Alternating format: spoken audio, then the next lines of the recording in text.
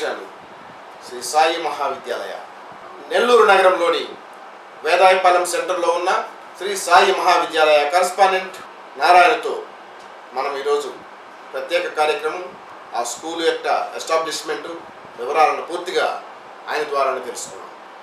Hi sir. నమస్తే sir. నమస్కారం. చాలా సంతోషం. ఈరోజు జేఎన్ఐ ఛానల్కి మీరు ప్రత్యేక కార్యక్రమంలో భాగంగా స్కూల్ వివరాలు తెలియజేస్తున్నారు.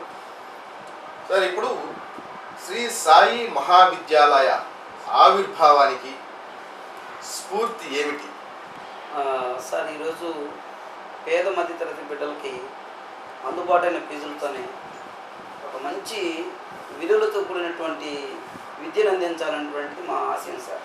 సో ఈరోజు ఈ కోటి ప్రపంచానికి తగ్గట్టుగా ఆ రేంజ్ ఆఫ్ ఎడ్యుకేషన్ బిడ్డలకి ఇస్తూ అట్ ది సేమ్ టైం వాళ్ళల్లో నైతిక మానవతా విలువలు, ఎథిక్స్ అండ్ హ్యూమన్ వాల్యూస్ని క్రియేట్ చేసి మంచి భావి భారత పౌరులుగా తయారు చేయాలనేది ఒక ఆశయం. సో ఆశయ సాధన కోసమే మేము ఈ యొక్క విద్యా సంస్థని ప్రారంభించడం జరిగింది. ఈ విద్యా సంస్థని ఏ సంవత్సరం ఎంతమంది విద్యార్థులతో ప్రారంభించారు? సార్, ఈ యొక్క మా శ్రీ సాయి మహావిద్యాలయ అనే విద్యా సంస్థని 2002వ సంవత్సరంలో ఒక 30 మంది విద్యార్థులతో ఇద్దరు టీచర్స్తో స్థాపించడం జరిగింది సార్. ఈరోజు ఎంతమంది ఉన్నారు? ఈరోజు 870 మంది విద్యార్థులు, 66 మంది స్టాఫ్ కలిగి ఉన్నాం సార్. సూపర్. ఈ సాయి మహావిద్యాలయ సంస్థలో విద్యార్థులకి ఎలాంటి మౌలిక సదుపాయాలు కల్పించారు? క్లాస్ రూమ్స్ కానీ, ఇన్ఫ్రాస్ట్రక్చర్ కానీ, లాంటివి ఎలాంటి సౌకర్యాలు? సార్, మేము ఈ యొక్క విద్యా సంస్థని డిస్ట్రిక్ట్ హెడ్ క్వార్టర్స్లో ఇన్ బిట్వీన్ కార్పొరేట్ స్కూల్స్ మధ్యలో ప్రారంభించడం జరిగింది. కాబట్టి ఆ స్థాయిలోనే మంచి బిల్డింగ్స్, ఓన్ బిల్డింగ్స్ కలిగి ఉన్నాము. మీరు చూసారు, ఇప్పుడు మంచి బిల్డింగ్స్ ఉన్నాయి. అదే క్లాస్ రూమ్స్ గాలి వెలుతురు బాగా వచ్చే విధంగా విశాలమైనటువంటి క్లాస్ రూమ్స్, ప్రతి క్లాస్ రూమ్కి స్మార్ట్ బోర్డ్ ఫెసిలిటీ, ప్రతి క్లాస్ రూమ్కి ఇంటర్కామ్ ఫోన్ ఫెసిలిటీ, ప్రతి క్లాస్ రూమ్కి సీసీ కెమెరాస్, 2 RO ప్లాంట్లు, ఒక పెద్ద జనరేటరు, అంటే మినరల్ వాటర్ పిల్లల ఫెసిలిటీ, అదేవిధంగా కంప్లీట్ నాకు తెలిసి ఎలాంటి పెద్ద ఇంటర్నేషనల్ స్కూల్ అయినా ఇంతకు మించి ఫెసిలిటీస్ ఏమి ఉండవు అనుకుంటున్నాను. సో ఆ విధంగా అన్ని రకాల all facilities are there in our schools. ఈ విద్యా సంస్థలో విద్యా ప్రమాణాలు ఎలా ఉన్నాయి? మీరు రిజల్ట్స్ ఎలా ఇస్తున్నారు విద్యార్థులకు? సార్, మా సంస్థలో విద్యా ప్రమాణాలు అనేవి చాలా ఎక్సలెంట్గా ఉన్నాయి. దానికి కారణం రెండు. ఒకటి, మా స్కూల్లో టైమింగ్ కార్డ్ సిస్టమ్ అనేది ఉండదు. అది దాని ముఖ్య ఉద్దేశం ఏంటంటే, అది ఏ స్కూల్లో ఉండదు. ఈ కాలం పిల్లలు పేరెంట్స్కి రెస్పాండ్ కావడం లేదు, ఒక సరైన టైంకి నిద్రలేయడం, చక్కగా చదువుకోవడం, ఇట్లాంటివన్నీ లేదనమాట. అందుచేత మేము ఏం చేసామంటే, ప్రతి స్టూడెంట్ ఎర్లీ మార్నింగ్ ఎన్నింటికి నిద్రలేస్తున్నాడు, ఎంతసేపు చదువుతున్నాడు, ఈవినింగ్ ఎంతసేపు చదువుతున్నాడు, ఎన్నింటికి కొనుక్కుంటున్నాడు, ఇంగ్లీష్లో ఇంటి దగ్గర మాట్లాడుతున్నాడా లేదా, ఇలాంటి విషయాలన్నీ కూడా పేరెంట్ అందులో పొందుపరచాలన్నమాట.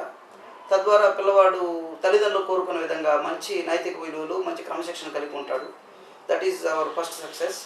రెండవ సక్సెస్ వచ్చేసి, మా స్కూల్లో ఏం జరగబోతుందో ప్రతి నెల మొదటి వారంలోనే we will send A schedule to our parents అనమాట. మేము ఒక షెడ్యూల్ మా తల్లిదండ్రులు పంపిస్తుంటాం.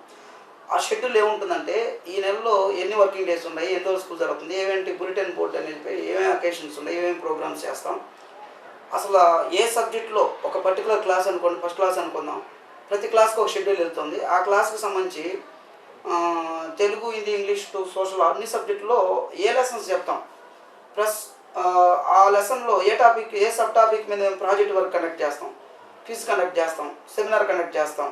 ఇలా ఏ స్కూల్లో కూడా ఇలా లేదు. మా స్కూల్లో ప్రతి నెల ప్రతి సబ్జెక్టులో ఒక ప్రాజెక్ట్ వర్క్, ఒక క్విజ్, ఒక సెమినార్ ఇస్ మస్ట్ అనమాట. సో ప్రతి సబ్జెక్ట్ టీచరు తన సబ్జెక్టులో ప్రతి నెల, ప్రతి లెసన్లో ప్రతి నెల ప్రతి సబ్జెక్ట్ టీచరు ఒక ప్రాజెక్ట్ వర్క్ కండక్ట్ చేయాలి, ఒక క్విజ్ కండక్ట్ చేయాలి, ఒక సెమినార్ కండక్ట్ చేయాలి. ఇవి ఉంటుంది. అదేవిధంగా పిల్లల్ని బైహార్ట్ చేయకుండా సొంతగా ఆలోచించి రాసే విధంగా ఎంకరేజ్ చేస్తున్నాం. నెక్స్ట్, మేము క్రమశిక్షణకి, డిసిప్లిన్కి ఫస్ట్ ప్రయారిటీ ఇస్తున్నాం సార్. ఎందుకంటే మంచి క్రమశిక్షణ, మానవత్వం, జాలి, దయ, ప్రేమ, కరుణ, త్యాగం లాంటి మంచి లక్షణాలు కలిగి ఉన్న బిడ్డే తల్లిదండ్రుల యొక్క కళలను సాకారం చేస్తారు, ఈ దేశానికి కూడా ఉపయోగపడతారు. అలాంటి మంచి భావి భారత పౌరులను అందివ్వాలనేది మా దృఢ సంకల్పం సార్. ఈ విధంగా మేము ముందుకెళ్తున్నాం సార్. ఇప్పుడు మన విద్యా సంస్థలో టీచింగ్ నాన్ టీచింగ్ స్టాఫ్ని రిక్రూట్ చేసుకుంటూ ఉంటారు. ఇప్పటికీ మీరు అన్నారు దాదాపు 60 మెంబర్స్ పైగా పనిచేస్తున్నారు అనేటువంటిది.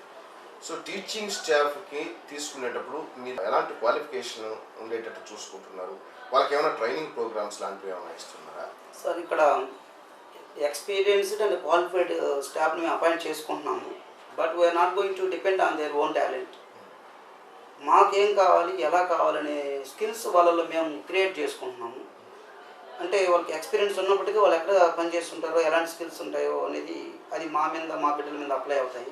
అలా కాకుండా మాకు ఎలాంటి ఇది కావాలనేది లెసన్ టీచింగ్ కాడి నుంచి ఎలా లెసన్ చెప్పాలి, ఎలా నోట్స్ రాయించాలి, ఎలా కరెక్షన్ చేయాలి, ఎలా ప్రాజెక్ట్ వర్క్ కండక్ట్ చేయాలి, ఎలా క్విజ్ కండక్ట్ చేయాలి, ఎలా సెమినార్ కండక్ట్ చేయాలి, పేపర్ కరెక్షన్ ఎలా చేయాలి, ఈ విధంగా టీచింగ్ ఎయిడ్స్ ఉపయోగించి, బోధన ఉపకరణాలు ఉపయోగించి పాఠం ఎలా చెప్పాలి, పిల్లల్ని ఎలా ఇంప్రెస్ చేయాలి, each and everything will give feedback to them.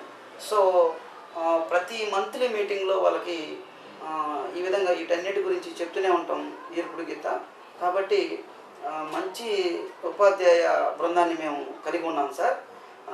From first class onwards we're maintaining all qualified teachers sir. First class to 10th class complete they have teaching training sir. మంచి క్వాలిఫైడ్ టీచర్స్ని నియమించుకున్నారు కదా, మరి 10th class results ఎలా ఉన్నాయి sir? 10th class result కూడా ఎక్సలెంట్గా వస్తున్నాయి సార్. లాస్ట్ ఇయర్ ఇప్పుడు ఇంకా 10th క్లాస్ రిజల్ట్ రాలేదు మనకు. లాస్ట్ ఇయర్ రిజల్ట్ విశ్లేషిస్తే 42 మంది పరీక్షలకు హాజరైతే అందులో 7 మందికి 10/10 రావటం జరిగింది. చిన్న విషయం కాదు ఇది. 42 మందిలో 20 మందికి 9 to 10 బిట్వీనే ఉన్నాయి. 9 to 10 బిట్వీన్ 20 మందికి ఉన్నాయి. 40 మందికి 8 to 10 ఉన్నాయి. 8 బిలో ఎవరు లేరు. 8 to 10 బిట్వీనే 42 మంది పిల్లలు ఉన్నారు. ప్లస్ 20 మెంబర్స్ వచ్చి 9 to 10 బిట్వీన్ ఉన్నారు. 7 మంది పిల్లలు 10/10 7 మంది సాధించడం జరిగింది. ఒక 100-150 మంది పిల్లలు ఉన్న స్కూల్స్లో కూడా ఎలాంటి రిజల్ట్ రాలేదు సార్. దీనికి మాకు చాలా సంతోషంగా ఉంది. దీనికి గాను మన డిస్ట్రిక్ట్ కలెక్టర్ ముత్యాలరాజు గారు మా పిల్లల్ని ప్రత్యేకంగా అభినందించడం జరిగింది. అదే అన్ని ఛానల్స్లో కూడా వచ్చింది, అందరూ చూశారు కూడా. ఇందుకు మాకు చాలా సంతోషంగా ఉంది సార్. సార్ ఈరోజు లాస్ట్ వర్కింగ్ డే అనుకుంటాను సార్. సో ఈరోజు లాస్ట్ వర్కింగ్ డే, మీరు పేరెంట్స్ విద్యార్థులతో సమావేశం కూడా ఏర్పాటు చేయబోతున్నారు. మరి పిల్లలకి ఈ సమ్మర్ హాలిడేస్లో మీ పాఠశాల తరఫున వాళ్ళకి ఎలాంటి సందేశాలు ఇస్తున్నారు, అట్లాగే తల్లిదండ్రులకు ఎలాంటి సూచనలు ఇస్తున్నారు? సార్ ఈరోజు పిల్లలు సమ్మర్ హాలిడేస్ అంటే 1000 కళ్ళతో ఎదురు చూస్తూ ఉంటారు. ఏ స్కూల్లో పిల్లలైనా సరే హాలిడేస్ అంటే ఎగురుగా చేస్తుంటారు. కానీ నేను విద్యార్థులకి యావత్ విద్యార్థులకు not only for our school children, యావత్ విద్యార్థులకు నేను చెప్పేది ఒకటే, హాలిడేస్ని ఎంజాయ్ చేయాలి. ఆ ఎంజాయ్మెంట్కి ఒక అర్థం ఉండాలి, ఒక లిమిటేషన్ ఉండాలి. మరి ఓవర్ యాంగ్జైటీ ఉండకూడదు. దానికంటూ ఒక లిమిట్స్ ఉండాలి. పేరెంట్స్ చెప్పిన మాట వినాలి.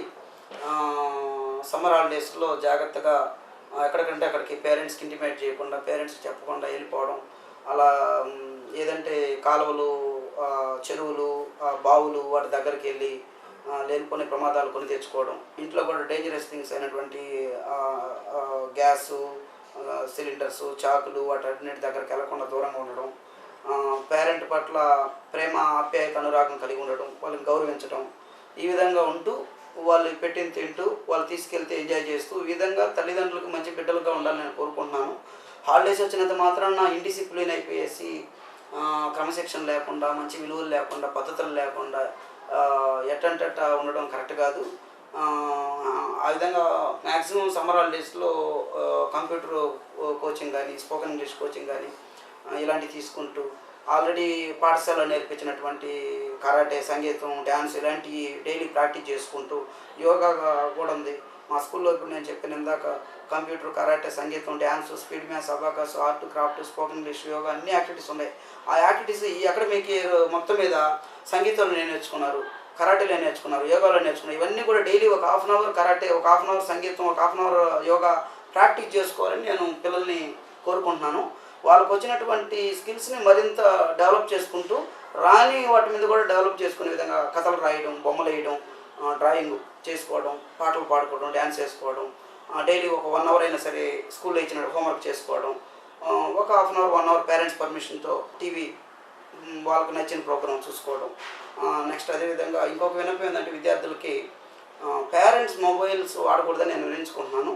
That is not correct. ఆ ఏజ్లో మేమందరం కూడా ఫోన్స్ వాడిన వాళ్ళం కాదు. ఇది పిల్లలు చాలామంది అడిక్ట్ అయిపోతున్నారు దానికి. అది కరెక్ట్ కాదు. దాంట్లో గేమ్స్ అని చెప్పేసి parents mobile always they are going to use. That is not correct at all.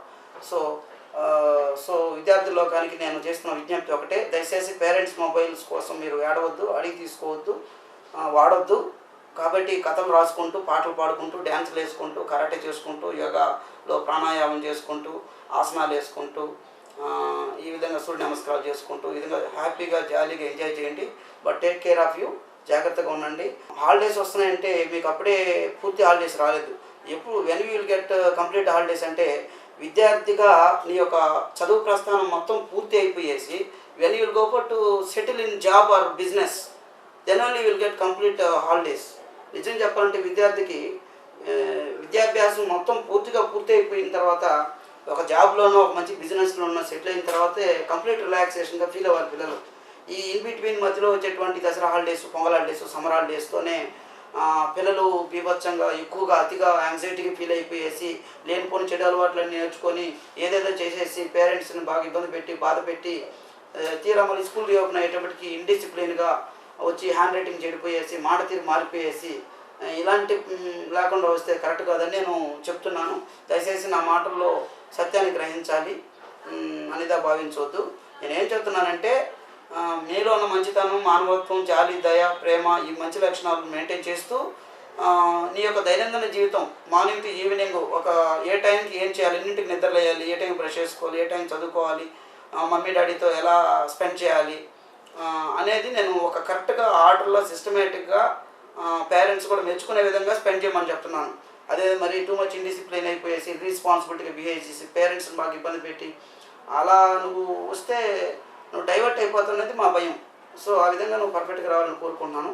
Parents కూడా నేను వినియోగించుకునేది ఏంటంటే పిల్లలు చాలామంది ఈ హాలిడేస్లో నేను అది చూడాలి, ఇది తినాలి, అక్కడికి వెళ్ళాలి, ఇది ఆడాలి అని రకరకాల ఎక్స్పెక్టేషన్స్ ఉంటాయి వాళ్ళకి. దయచేసి అవన్నీ వినండి.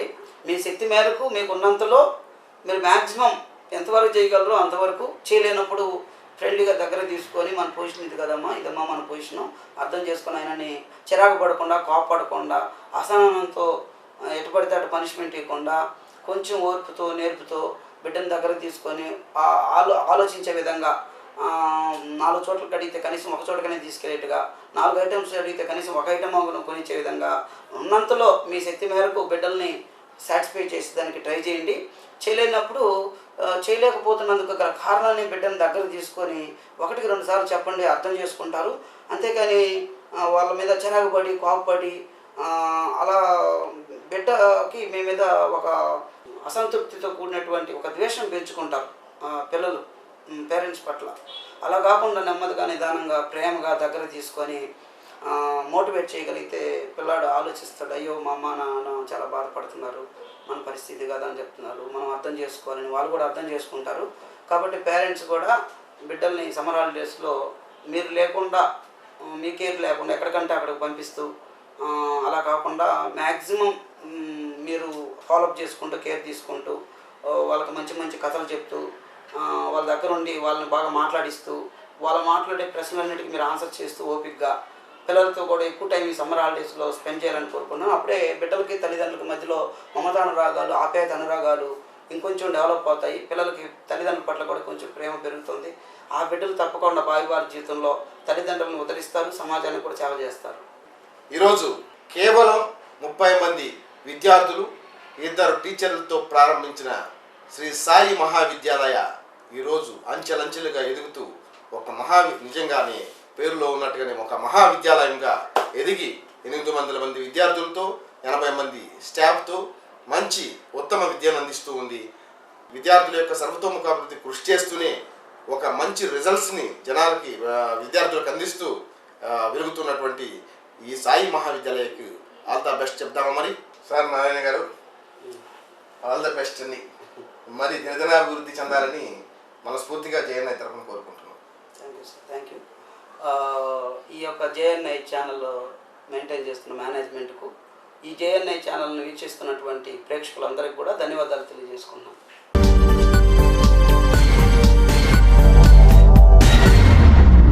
మరింత తాజా సమాచారం కోసం చూస్తూనే ఉండండి JNI టుడే. సబ్స్క్రైబ్ చేయండి, లైక్ చేయండి.